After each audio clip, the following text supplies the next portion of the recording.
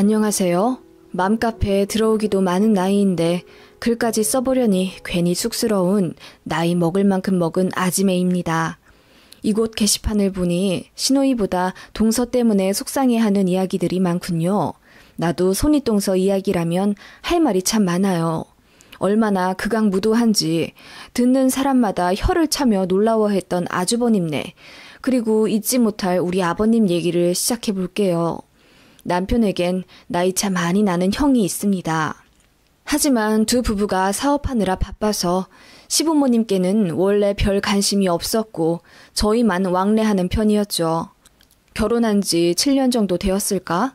어머님 갑자기 소천하시고 홀로 계신 아버님이 걱정되어 가끔은 남편 없이도 아이들만 데리고 고속버스를 타서 시댁에가 아버님을 뵙곤 했습니다. 아버님은 제가 힘드니 오지 마시라 하셨지만 그래도 내내 조용하던 집이 아이들의 웃음소리와 저의 달그락거리는 부엌 소음 때문에 기분이 좋아 보이셨어요. 아버님은 워낙 혼자 잘 챙겨 드시지 않는 성격이라 억지로라도 드시게 하려고 반찬이며 국을 많이 만들어 놓고 오곤 했습니다.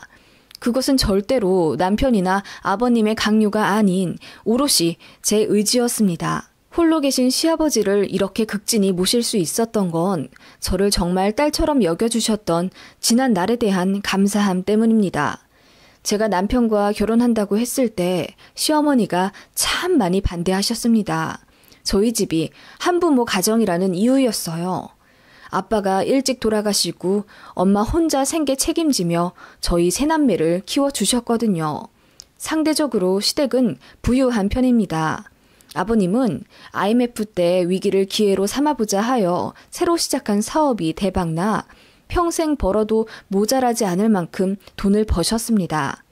그런 집안 분위기인데 둘째 아들이 결혼하겠다며 데려온 여자가 별 볼 일 없어 보이니 어머님 입장에선 눈에 차진 않으셨겠죠. 이해합니다. 솔직히 말하면 대놓고 구박도 하시고 친정이 가난하면 시집살이 당연히 받아야 한다는 마인드이셨기 때문에 많이 힘들었습니다. 그런 시어머니를 말리시고 제 편을 들어주시던 분이 바로 시아버지였어요. 그만 좀 하시오. 돈이야 있다가도 없고 없다가도 있는 법인데 우리 둘째 며느리 인성은 돈으로 살 수도 없을 만큼 훌륭하잖소. 아버지 일찍 여인 게 며느리 잘못이오. 그래도 어려운 환경에 이렇게나 잘 키워서 사회에 내보낸 사부인이 대단한 거요. 마음보 좀 곱게 먹읍시다. 내가 뭐 틀린 말 했슈? 기우는 결혼한 게 뭔 자랑이라고? 그렇게 툴툴 대시던 시어머니셨지만 아버님과 제 노력 덕분인지 결혼 5년 지나고 나서부터는 저를 며느리로 인정해 주시고 살뜰하게 잘 챙겨주셨던 분이라 험담을 하고 싶진 않네요. 게다가 돌아가신 분이기도 하고. 사실 시어머니 마음이 변하신 이유가 있습니다.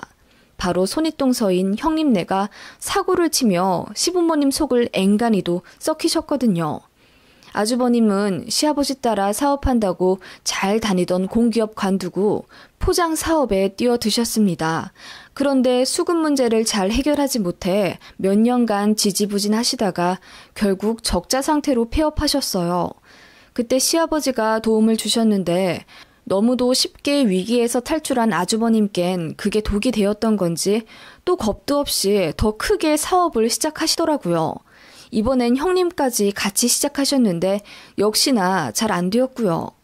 돈이 뭔지 형님네는 궁지에 몰리자 시댁을 쥐어짜내기 시작했습니다. 아주버님이 새벽 2시에 시댁에 찾아와 당장 3천만 원이 필요한데 대출을 하도 많이 받아 돈 나올 구멍도 없고 사람들한테 하도 많이 빚을 져 빌릴 사람도 없다며 울고 불고 난리쳐서 아버님이 1,000만 원 더 얹어서 4천만 원을 그냥 주셨대요. 그동안 해준 돈이 많으니 이걸 마지막으로 더 이상 부모에게 손 벌리지 말라는 뜻이었는데 형님네는 잘못 이해한 모양이었습니다. 툭하면 찾아와 1,000만 원, 2천만 원을 빌려달라 울상이고 급기야 나중에는 빠듯하게 살아가는 저희한테까지 손을 벌리기 시작했습니다. 그러다 충격적인 사실을 알게 되어 시어머니가 뒷목을 잡고 쓰러지셨죠. 돈 없다 노래를 부르던 형님네가 어느 틈에 서울에 그것도 한강뷰 32평짜리 아파트를 자가로 떡하니 매매해 놨더군요. 자기들 살 길을 다 알아서 해놓곤 그렇게 시부모님 노후 준비 돈까지 빼내가며 쥐어 짜냈던 것입니다. 그 사실 알고 시어머님은 형님네와 절연하겠다고 선언하셨는데 그때 스트레스를 너무 많이 받으셔서 앓고 계시던 당뇨가 너무 심해지셔서 합병증으로 2년 만에 주무시다 돌아가셨어요. 주무시다 돌아가신 건 다행이지만 돌아가시기 직전 한 달 정도는 눈도 거의 실명하셔선 저랑 아버님이 겨우겨우 거동을 도와드리곤 했습니다. 아무튼 그런 상태였고 아버님도 큰 아들네에게 너무 실망해서 자식은 저희만 있는 셈 치기로 하셨어요. 그렇게 저는 홀로 계신 아버님을 챙기며 산지 어느덧 몇십 년이 되었고 저희 아이들도 꼬꼬마해서 어느덧 다들 대학생이 되어 장성했습니다. 시간은 그렇게 아이들은 크고 어른들은 늙어가게 만들더군요. 정정하던 저희 시아버지가 중풍으로 쓰러지셨습니다. 대학병원에 모시고 가니 이미 왼팔과 왼쪽 다리는 쓸 수 없는 상태라고 하시더군요. 남편과 제가 아버님 손 한 짝씩 나누어 잡은 채 엉엉 우는데 정작 아버님은 다 굳어져 어색한 인매로 미소를 띠시더군요. 그렇게 아버님을 저희 집에 모시게 되었습니다.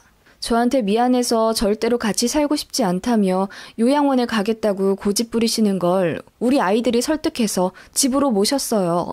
참 착한 애들입니다. 방이 하나 모자랐는데 아이 중 하나가 이게 웬 떡이냐 하며 학교 근처 원룸으로 독립하더군요. 할아버지, 나 할아버지 덕분에 따로 나가서 살아. 고마워. 이제 맨날 밤 늦게까지 게임해야지. 아싸.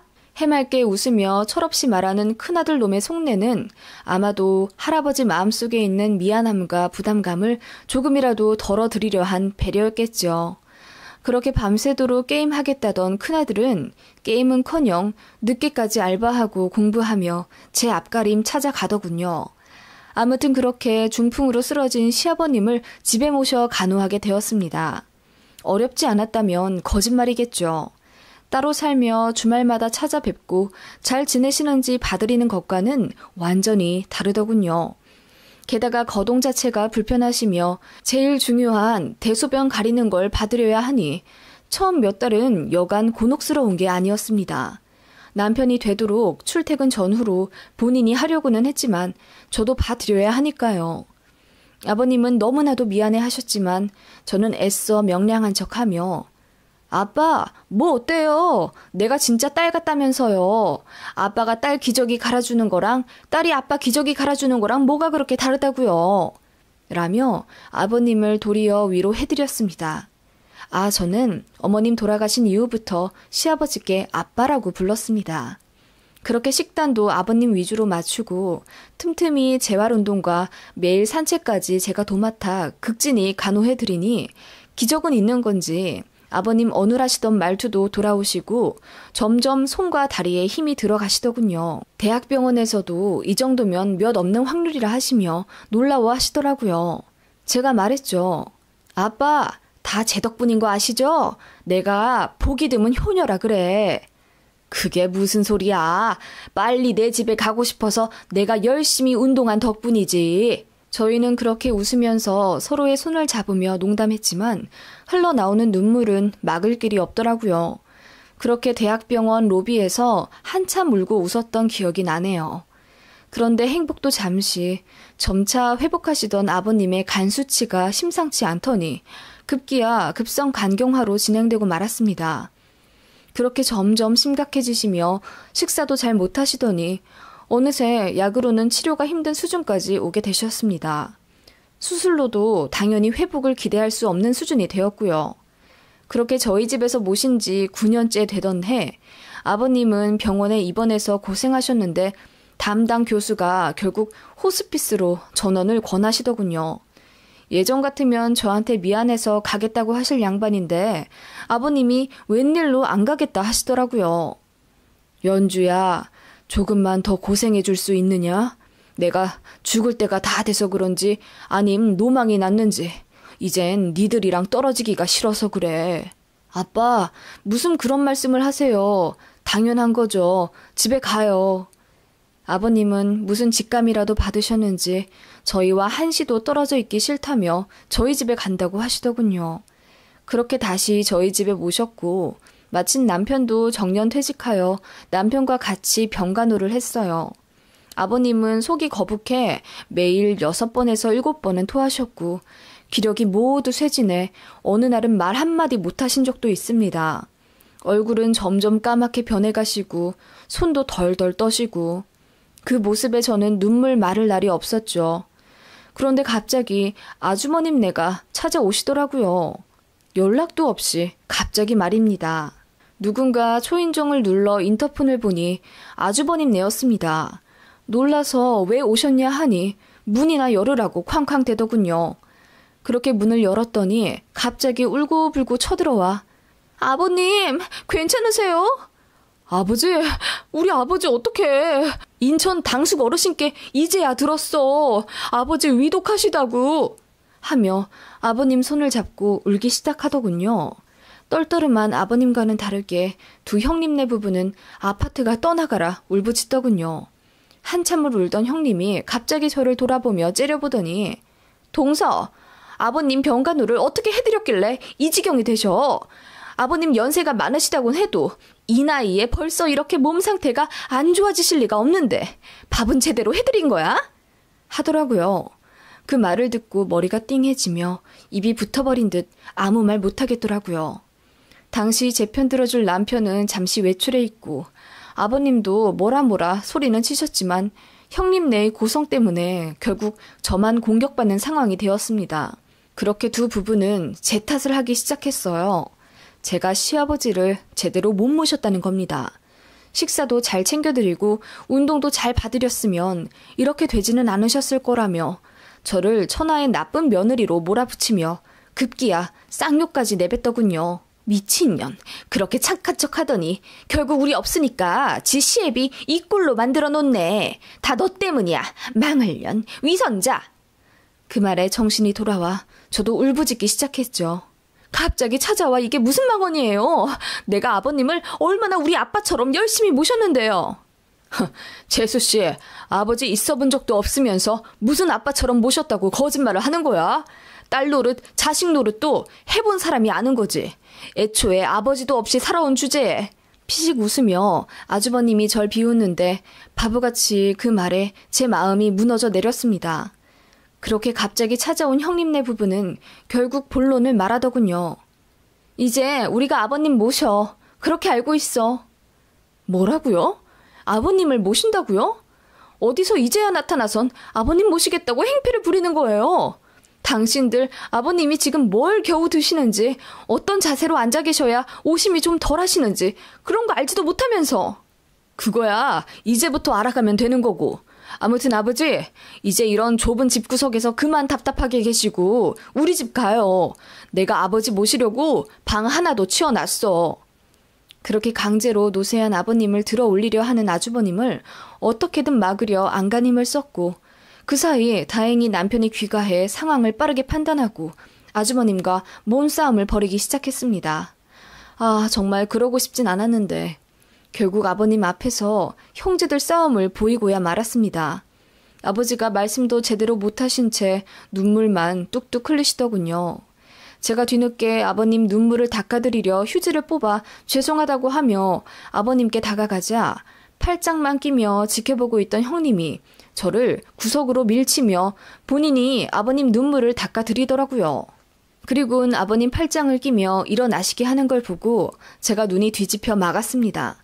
그때 아버님이 조용히 한마디 하시더군요. 큰아들 집으로 가겠다.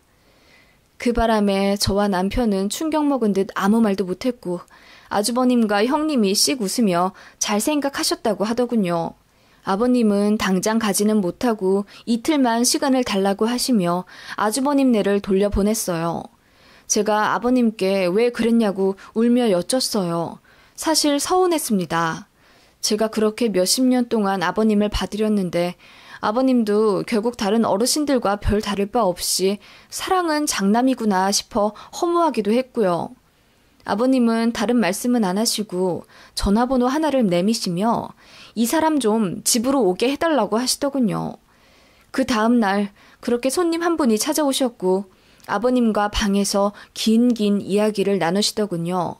손님이 가시고 나서 왔다 가신 분이 누구냐고 여쭤보니 그냥 먼 친척이라고 말을 아끼시길래 더 묻진 않았습니다. 그리고 아버님은 간단하게 짐을 챙기신 채 큰아들 내에 가겠다며 데려다 달라고 하시더군요. 저희는 가지 말라고 애원했지만 아버님은 의지가 굳건하셨어요. 어쩔 수 없이 아버님 약과 호흡에 치료한 의료기기들 그리고 쓰시던 장비를 챙겨서 형님네로 향했습니다. 형님 주소를 내비에 쳐 이윽고 당도하니 그곳은 매매가 30억이 넘는 아파트 대단지더군요. 형님 말로는 시부모님과 절연한 이후 사업이 급속도로 잘 되어 돈을 많이 벌었다고 하더군요. 아무튼 그렇게 아버님을 형님네에 모셔다 드리고 형님에게 아버님 관한 중요 사항들과 봐드려야 하는 매뉴얼들을 자세히 전달해드렸어요. 인수인계라고 해야 할지. 솔직히 형님네가 좋은 사람들이 아닌데 걱정이 안 될 리가 없잖아요. 아버님 여기다 맡기기는 죽어도 싫은데 아버님 고집이 상당하셔서 어쩔 수가 없었습니다. 아무튼 그렇게 마무리하고 아버님께도 고개 숙여 인사드리며 돌아서려는 찰나 아버님이 제 손을 잡으며 눈을 지그시 바라보시더라고요. 꼭 봄을 보듯이 저를 한참을 들여다보시더니 손을 토닥토닥 감싸 안으시며 그동안 고생 많았다. 너도 많이 늙었구나. 이제라도 편하게 살아라. 내가 원하는 건 이제 그것뿐이다. 하시더라고요.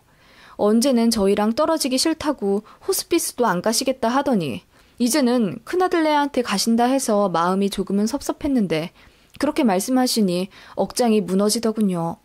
그렇게 펑펑 울며 집으로 돌아왔고 아버님이 걱정되어 아주버님과 형님네한테 전화를 하니 잘 계신다고만 하더라고요. 그렇게 아버님을 형님네로 모셔다 드린 지 2달 좀 되었을까? 오전에 갑자기 전화가 와서 받으니 형님이었습니다. 동서, 여기 아산병원 응급실이야. 아버님이 숨을 잘 못 쉬셔서 급하게 왔어. 아버님이 동서 찾으신다. 빨리 와. 그 말에 남편과 미친 사람처럼 택시를 잡아 타고 병원으로 갔습니다. 아버님은 그 사이 산소 포화도가 급격히 안 좋아져 중환자실로 옮겨가셨더군요. 의사 얘기 들어보니 몇 주 전에도 한번 병원에 실려 오셨나 봐요. 그때도 이미 복수가 많이 차 있는 상황이라 기도 호흡과 물 섭취조차도 힘드셨는데 아버님이 죽어도 입원 안 하시겠다고 했나 봐요. 형님이 저한테 연락해보겠다고 했는데도 절대 그러지 마시라고 하셨답니다. 무조건 잘 지낸다고만 말하라 하셨다면서 자기가 거짓말한다고 생각할까봐 증거도 남겨놨다며 저한테 보여주더라고요. 녹음본 들어보니 정말로 아버님이 아주 작은 목소리로 연주한테는 잘 지낸다고만 말하라 시키시는 아버님 음성이 담겨 있었어요. 그 목소리 듣자마자 눈물이 너무 났어요. 어떻게든 우겨서 우리가 모실 걸, 형님네 못 가게 할 걸, 그런 후회가 들었습니다.